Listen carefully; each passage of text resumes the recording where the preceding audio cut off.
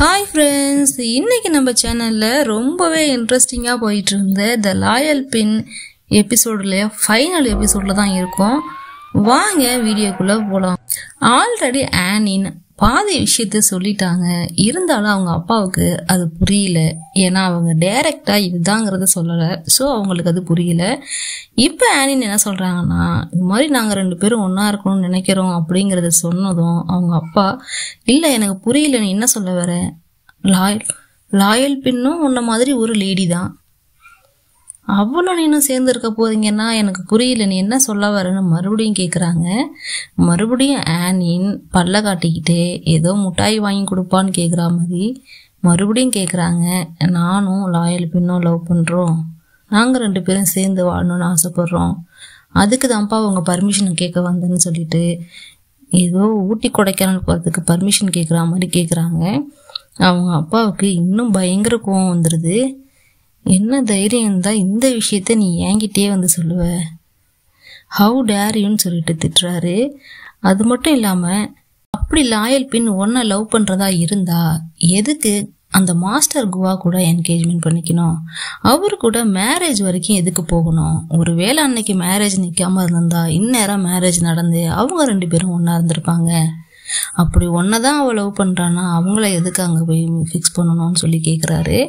கரெக்டான பாயிண்ட் தான். அதுக்கு அவங்க என்ன சொல்கிறாங்கன்னா, இல்லைப்பா, இந்த மாதிரி என்னுடைய ராயல் டைட்டில் வந்து போயிடக்கூடாது, நான் ஒரு பிரின்சஸ்ஸுங்கிறது போயிடக்கூடாது, என்னுடைய கௌரவத்துக்காக தான் அவள் இன்னொரு மேரேஜ் பண்ணிக்கலாம்னு நினச்சா. பட் அதுவும் தப்பான முடிவுங்கிறது இப்போ அவளுக்கு புரிஞ்சிருச்சு. இனிமே அவள் என்னை விட்டு போக மாட்டா, வேற யாரையும் மேரேஜ் பண்ணிக்க மாட்டா. இதுதான் கடைசி நேரம், எங்களுக்கு இருக்கிற கடைசி சான்ஸு, இப்போ தான் நாங்கள் ஒன்று சேரணும், அதனால தான்ப்பா அவங்கள்ட்ட கேட்க வந்திருக்கேன்னு சொல்லி கேட்குறாங்க. அதுக்கு அவங்க அப்பா என்ன சொல்கிறாருன்னா, ஓ, இந்த வீட்லேயே கடைசியாக தெரிஞ்சுக்கிற ஆள் நான் தானா? உங்கள் அம்மாவுக்கும் இந்த விஷயம் தெரியுமான்னு சொல்லி கேட்குறாரு. இல்லை, பிரின்சஸ் ஆர்னனுக்கும் இது தெரியாது, பிரின்ஸ் ஆர்னனுக்கு இதுக்கு தெரியாது, அதாவது அவங்க சின்ன அண்ணனுக்கு இது தெரியாதுன்னு சொல்லிட்டு சொல்கிறாங்க. இருந்தாலும் அவங்க அப்பாவுக்கு மனசே கேட்கல. என்ன இப்படி பண்ணிட்டாளேன்னு சொல்லிட்டு மனசுக்குள்ளே என்னென்னமோ ஓடுது. இதுக்கு நான் ஒத்துக்கலைன்னா நீ என்ன பண்ணுவேன்னு கேட்குறாங்க. அதுக்கும் தைரியமாக இவங்க என்ன சொல்கிறாங்கன்னா, இதுக்கு நீங்கள் ஒத்துக்கலைன்னா நாங்கள் 2 பேரும் சேர்ந்து இன்னொரு இடத்துல போய் வாழலான்னு இருக்கோம், அதாவது வீட்டை விட்டு ஓடி போயிடலான்னு இருக்கோம்.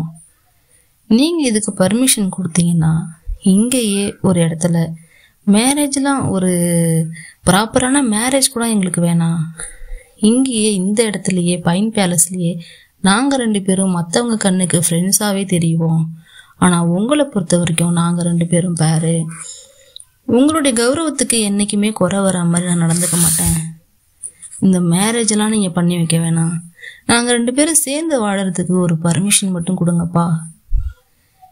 ஏன்னா நீங்கள் யாரும் இல்லாமல் நாங்கள் எங்கேயோ போய் வாழ்ந்தாலும் சந்தோஷமாக இருக்க மாட்டோம்.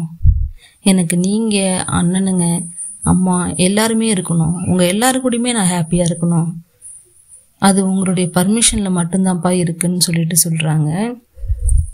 அதுக்கு அவங்க அப்பா என்ன சொல்கிறாருன்னா, ஓ, மிரட்டுறியா, என்ன மிரட்டி பார்க்குற, அதாவது கோவமாக மிரட்டாமல் இன்டைரக்டாக சொல்லி என்ன மிரட்டுற, உன் கௌரவத்தை நான் ஓடி போய் கெடுத்துருவேங்கிறத இப்படி சொல்கிறேன், இப்போ நான் உனக்கு பயந்து இதை ஒத்துக்கணுமான்னு சொல்லி அவங்க அப்பா கேட்குறாரு. இல்லைப்பா, சத்தியமாக இல்லை, கௌரவத்தை குறைக்கக்கூடாதுங்கிறதுக்காக தான் நான் இவ்வளோ பெரிய முடிவெலாம் எடுத்து வச்சுருக்கேன். லைஃப் லாங் எனக்கு மேரேஜே வேணாம், அதாவது ஒரு பையன் கூடயும் வேணாம், லாயல் பின் கூடயும் வேணாம், எனக்கு அவள் கூட சேர்ந்து வாழணும், எங்கள் 2 பேருடைய சோலும் கடைசி வரைக்கும் ஒன்றா இருக்கணும், அது மட்டும்தான் என்னுடைய ஆசை.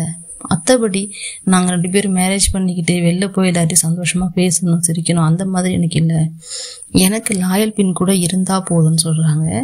அதுக்கும் அவங்க அப்பா, ஒரு பொண்ணு கூட வாழணுங்கிறதையே வாழ்க்கையை லட்சியமாக வச்சுட்டு நீ வாழ போறியா? உனக்குன்னு வேறு எதுவும் கிடையாதா? இதெல்லாம் உனக்கே நியாயமாக தெரியுதா? இதுக்கு தான் உன்னை நான் அங்கே அனுப்பிச்சு படிக்க வச்சேனான்னு சொல்லி அவங்க அப்பாவும் ரொம்ப சென்டிமெண்ட்டாக பேசுகிறாரு. உங்களை பொறுத்த வரைக்கும் அவள் ஒரு பொண்ணு, ஆனால் என்னை பொறுத்த வரைக்கும் எல்லாமே அவள் தான், அவள் இல்லைன்னா என்னால் வாழ முடியாதுப்பா, நான் சொல்கிறத புரிஞ்சுக்குங்கன்னு சொல்லி ஆனினும் ரொம்பவே முயற்சி பண்ணி பார்க்குறாங்க. பட் கடைசி வரைக்குமே அவங்க அப்பா ஒத்துக்கல. கடைசியிலையும் என்னால் முடியாது, நீ ஏதோ சொன்னியே ஓடி போகிறேன்னு சொல்லிட்டு, அந்த மாதிரி ஏதாவது ட்ரை பண்ணு, ஆனால் அதுக்கெல்லாம் அசரால் நான் கிடையாது, நான் ஒரு நாளும் இதுக்கு அக்செப்ட் பண்ண மாட்டேன்னு சொல்லி ஃபைனலாக அவர் சொல்லிடுறாரு. அவங்களும் எஸ்பான்னு சொல்லிட்டு அந்த இடத்த விட்டு கிளம்பிடுறாங்க. வெளில போனவங்க ஆல்ரெடி அங்கே லாயல் பின் வெயிட் பண்ணிட்டு இருக்காங்க இவங்களுடைய பதிலை கேட்கறதுக்காக. போனவங்க நானும் எவ்வளவோ சொல்லி பார்த்தேன், அப்பா கேட்கல, ஸோ இந்த மாதிரி ஆகிடுச்சின்னு சொல்லிட்டு நம்ம 2 பேரும் இங்கிலாந்து போயிடலாம், நீ எல்லாத்தையும் ரெடியாக எடுத்து வச்சுக்கோன்னு சொல்லி லாயல் பின்ட்டின்னு சொல்கிறாங்க.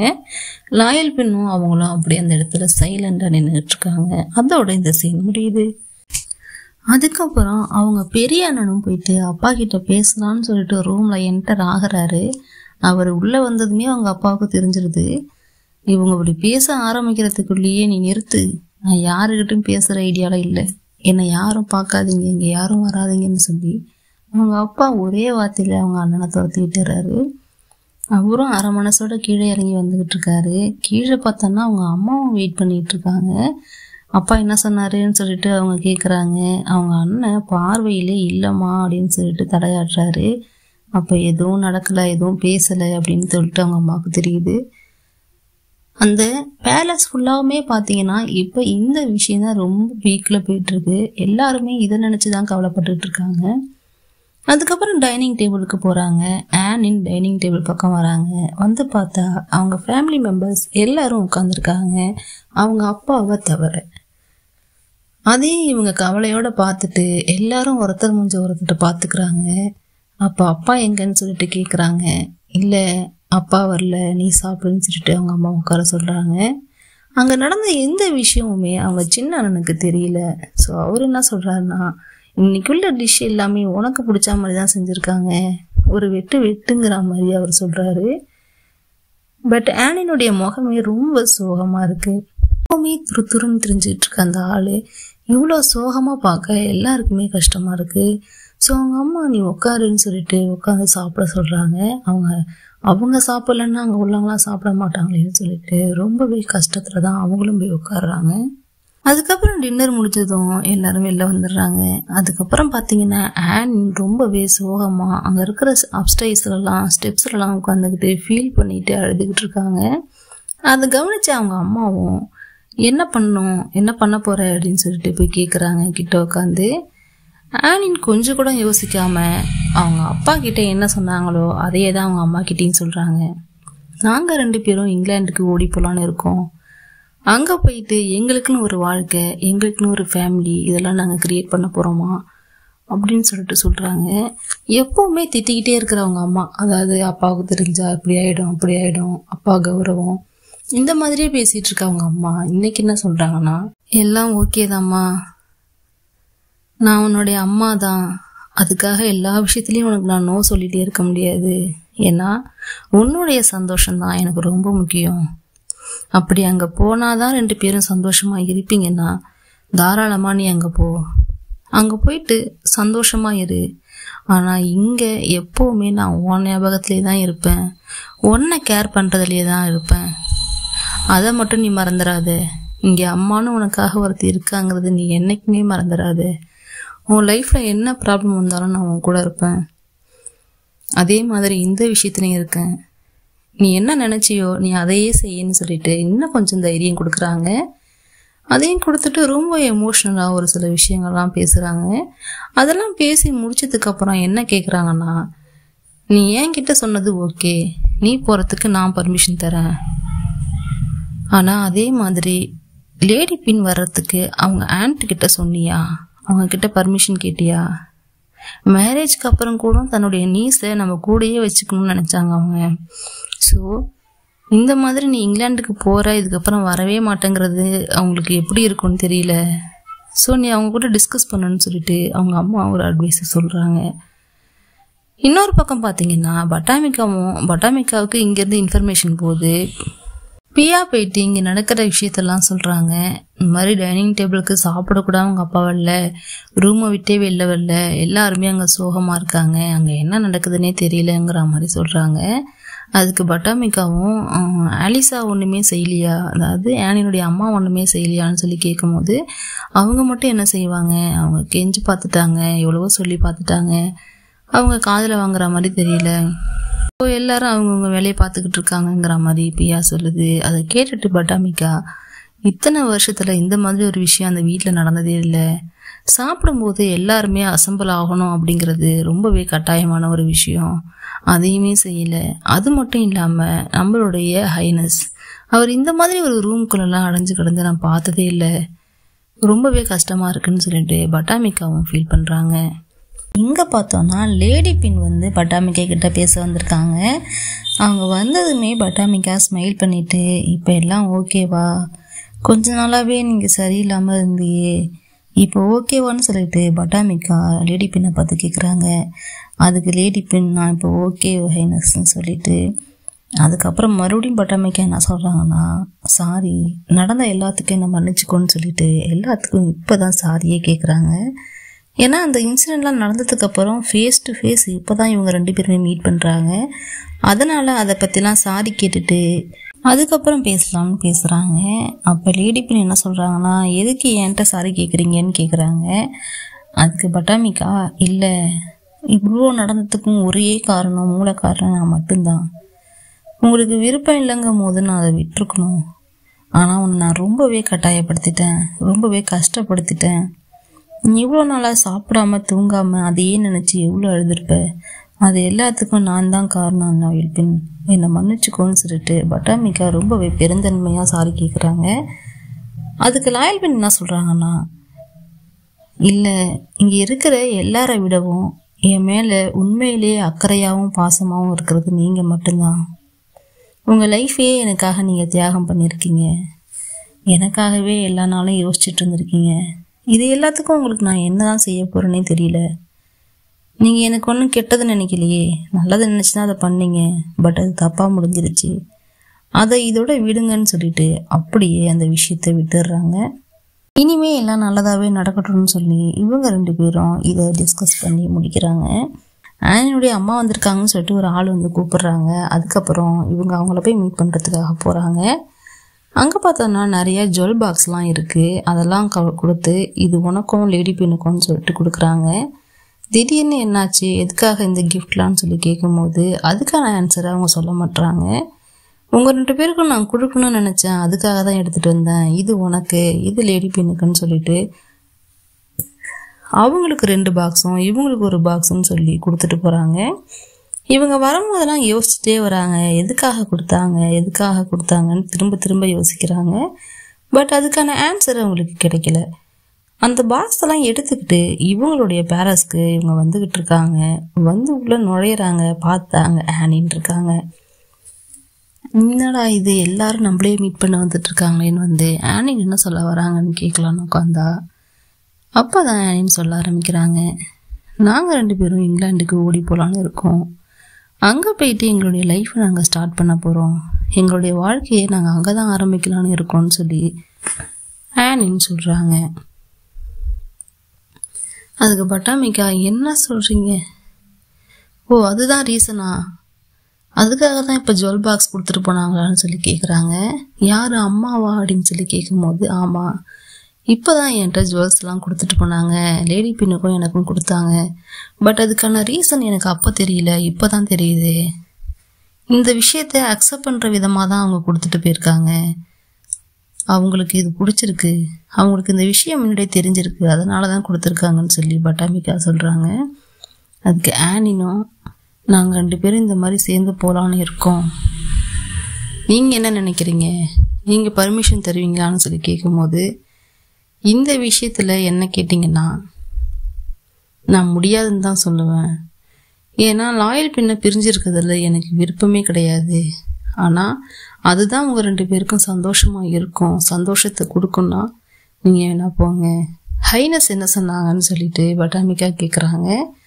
அதுக்கு இவங்க, அப்பா எதுவுமே சொல்லலை, எதுவுமே சொல்லாமல் போயிட்டாங்க, அதனால தான் நான் இந்த முடிவுக்கு வந்தேன்னு சொல்லிட்டு ஆனின்னு சொல்கிறாங்க. எனக்கு என்னமோ இது சரி வரும்னு தோணலை. உங்கள் 2 பேருக்குமே ஃபேமிலி தான் உயிர். அதையெல்லாம் விட்டுட்டு அங்கே போய் இருந்து என்ன பண்ணுவீங்க? ஸோ இங்கே இருங்கன்னு சொல்லிட்டு பட்டாமிக்கா சொல்கிறாங்க. இருந்தாலும் பர்மிஷனும் கொடுத்துட்டாங்க, இருந்தாலும் இதையும் சொல்கிறாங்க, யோசிச்சு பாருங்கங்கிற மாதிரி சொல்லிடுறாங்க. அதோட அந்த இடத்த விட்டு அவங்களும் கிளம்பிடுறாங்க.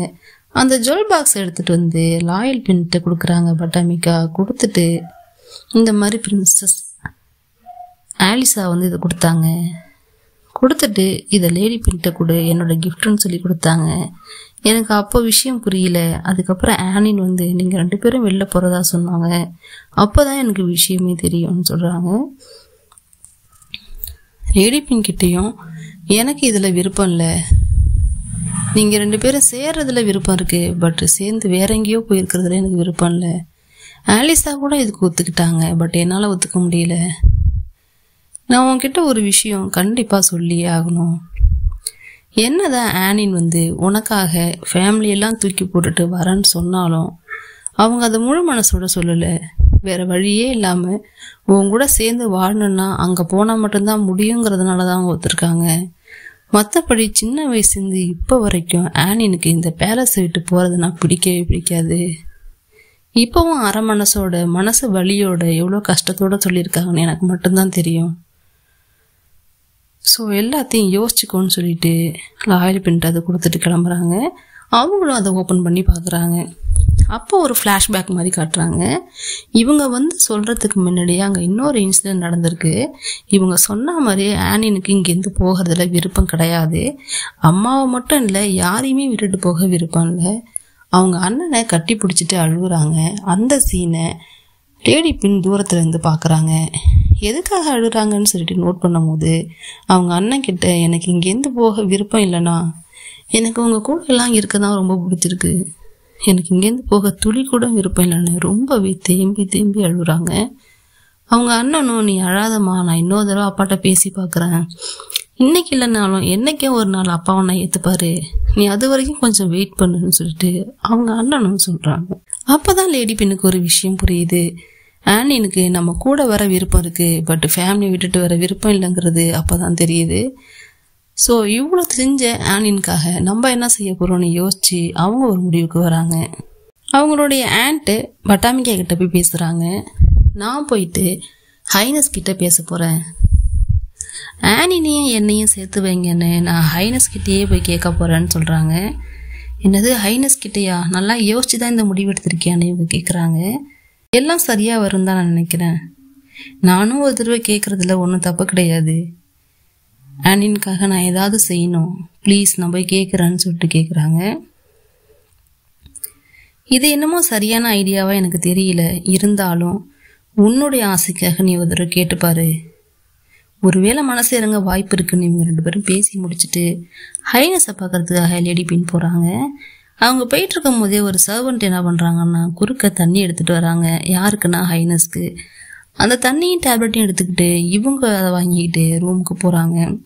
இவங்க உள்ளே வரும்போதே பார்த்தவர் கொஞ்சம் கூட ஆர்ப்பாட்டம் இல்லாமல் ஒரு அளப்பறையும் காட்டாமல் நெக்ஸ்ட் பேஜை பெறட்டுறாரு, புக் படிச்சுட்டு இருக்காரு. இவங்க மறுபடியும் உள்ளே வந்து டம்ளாரை வச்சுட்டு இப்படி உட்கார போகிறாங்க. அதுக்குள்ளேயே நான் பற்றி தானே பேச வந்தேன் அப்படின்னு சொல்லிட்டு கோபமாக கேட்குறாரு. அவர் கேட்டதுமே எஸ் யுவர் ஹைனஸ்ன்னு சொல்லிட்டு கீழே முட்டி போட்டு உட்காடுறாங்க. உட்கார்ந்ததுக்கப்புறம் நானும் ஆனினும் ரொம்பவே லவ் பண்ணுறோம், ஒருத்தர் இல்லைன்னா ஒருத்தர் இல்லை அப்படிங்கிற நிலவரத்துக்குலாம் இருக்கும், எங்களால் பிரிஞ்சு இதுக்கப்புறம் வாழ முடியாது, சேர்ந்து வாழணும்னு ஆசைப்படுறோம், நாங்கள் 2 பேரும் மட்டும் இல்லை இந்த ஃபேமிலியோடு சேர்ந்து வாழணும்னு ஆசைப்படுறோம், உங்களை எந்த விதத்துலையும் கஷ்டப்படுத்தாமல் உங்கள் பேர் புகழுக்குன்னு எந்த ஒரு களங்கமும் வராமல் நாங்கள் வாழ நினைக்கிறோம், ப்ளீஸ் எங்களை வாழ விடுங்கன்னு சொல்லிட்டு கேட்குறாங்க. ஆனால் அதை கூட அவர் தப்பாக புரிஞ்சுக்கிறாரு. ஓ அப்போ நான் கெட்டவன்னு சொல்ல வரியா, நான் உங்களெல்லாம் புரிஞ்சுக்கிறேன்னு சொல்ல வரியான்னு கோபமாக பேசுகிறாரு. இல்லை ஒரு ஹைனஸ், நீங்கள் தப்பான வரணும் கெட்ட வரணும் நான் சொல்லலை, எங்களை சேர்த்து வைங்கன்னு தான் நான் சொல்கிறேன், உங்ககிட்ட நான் அது கெஞ்சி தான் கேட்க வந்திருக்கேன், அது அதிகாரமாகவோ ஒரு ஆர்டர் போடுற மாதிரியே நான் சொல்ல வரல, ப்ளீஸ் எங்களை சேர்ந்து வாழ விடுங்க. ஆனின் இந்த குடும்பத்தை ரொம்பவே நேசிக்கிறா. இந்த குடும்பத்தை விட்டுட்டு எங்கே போய் அவள் வாழ்ந்தாலும் யார் கூட வாழ்ந்தாலும் அது சந்தோஷமே அவளுக்கு தராது. இந்த சுச்சுவேஷனை ஹேண்டில் பண்ண முடியாமல் தான் இந்த இடத்த விட்டு போகலான்னு நினைக்கிறாளே தவிர ஆனினுக்கு இங்கேருந்து போகிறதுல விருப்பமே இல்லைன்னு சொல்லிட்டு அதே விஷயத்த இங்கே வந்து சொல்கிறாங்க. எல்லாத்தையும் கேட்ட ஹைனஸ் என்ன பண்ணுறாருன்னா, உனக்கு என்கிட்டே வந்து பேசுகிறளுக்கு அவ்வளோ தைரியம் வந்துருச்சா, ஹவு டேரின்னு சொல்லிட்டு கத்துறாரு. இவங்க என்னதான் அழகா அற்புதமா அவங்க கிட்ட எக்ஸ்பிளைன் பண்ணாலும் எல்லாத்தையுமே தப்பு தப்பாவே புரிஞ்சுக்கிறாரு. போராடி பாக்குறாங்க. அதுக்கப்புறம் ஆனின்னு பார்த்தீங்கன்னா அந்த பக்கம் லேடி பின்னை தேடி அங்கே போயிருக்காங்க. பட்டாமிக்கா இந்த மாதிரி உங்கள் அப்பாவை பார்க்க தான் போயிருக்காங்கன்னு சொல்லி அமைச்சதும் ரொம்பவே பதட்டத்தோட வேகத்தோட ஓடிடுறாங்க இங்கே. ஏன்னா அவங்க அப்பா பொண்ணுக்கிட்டே அப்படி பேசினாரு, லேடி பின்ட்டு எப்படி பேசுவாரோன்னு தெரிஞ்சுட்டு அவங்க வேக வேகமாக ஓடிடுறாங்க. வந்து பார்த்தா பேலஸில் அப்போ தான் அவங்க வெளில கண்ணை தொடச்சிட்டு வந்துட்டு இருக்காங்க. அவங்கள பார்த்துட்டு ஓடி போய் கட்டி பிடிச்சிட்டு இதை நீ என்கிட்ட முன்னாடியே சொல்ல மாட்டியான்னு சொல்லி கேட்குறாங்க. இல்லை, உனக்காக நான் ஏதாவது செய்யணும்னு நினச்சேன், அதை தான் இப்படி செய்யலாமேன்னு சொல்லிட்டு அழுகுறாங்க. அப்போ தான் பேலன்ஸ் என்ன காட்டுறாங்க கடைசியாக என்ன நடந்துச்சுன்னு. கடைசி வரைக்கும் அவர் ஒத்துக்கவே இல்லை. ஆனின் இந்த பேலஸில் யாரையுமே மேரேஜ் பண்ணிக்காம என்னோட பொண்ணாக இருந்தால் கூட இருப்பா, ஆனால் ஒரு நாளும் உன் கூட இருக்க மாட்டான்னு சொல்லிட்டு அவர் ஒரே வார்த்தையில் சொல்லிடுறாரு. அதை கேட்டுட்டு 2 பேரும் மாற்றி மாற்றி கட்டி பிடிச்சிட்டு அழுகுறாங்க. அதோட இந்த சீன் முடிஞ்சிருது.